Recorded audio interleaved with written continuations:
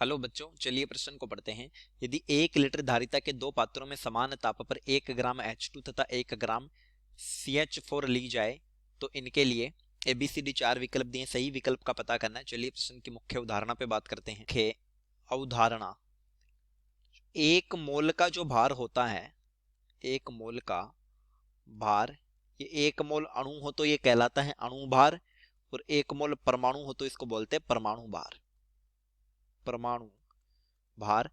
अब H2 का जो अणुभार होता है, अणुभार ये होता है 2 ग्राम, और CH4 मेथेन का जो अणुभार है, मेथेन का अणुभार ये होता है 16 ग्राम।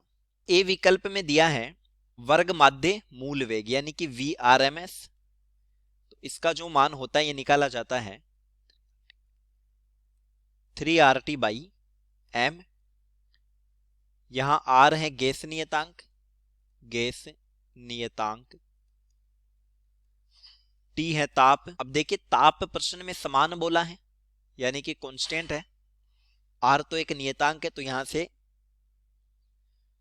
VRMS जो है वो समानुपाती हो जाएगा 1/√m, और m है अणुभार।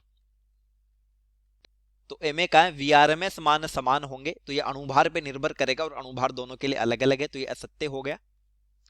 बी में दिया है प्रति मोल गतिज ऊर्जा। देखिए प्रति मोल जो गतिज ऊर्जा है, 1 मोल की गतिज ऊर्जा, गतिज ऊर्जा ये होती है 3/2 kT।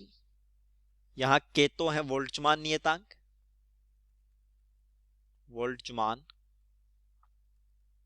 नियतांक ये भी नियतांक है, निश्चित है, और टी यहां पर ताप है, ताप। तो देखिए ताप तो नियत बोला है प्रश्न में, 3/2 एक आंकिक मान है, तो हम कह सकते हैं दोनों गैसों के लिए, दोनों गैसों हेतु प्रति मोल गतिज ऊर्जा, प्रति मोल गतिज ऊर्जा समान होगी, समान होगी। तो बी जो होगा वो सही है। सी में दिया है कुल गतिज ऊर्जा, तो देखिए कुल गतिज ऊर्जा जो होती है, गतिज ऊर्जा ये हो जाती है 3/2 NKT, और यहां पर n आ जाता है मोल।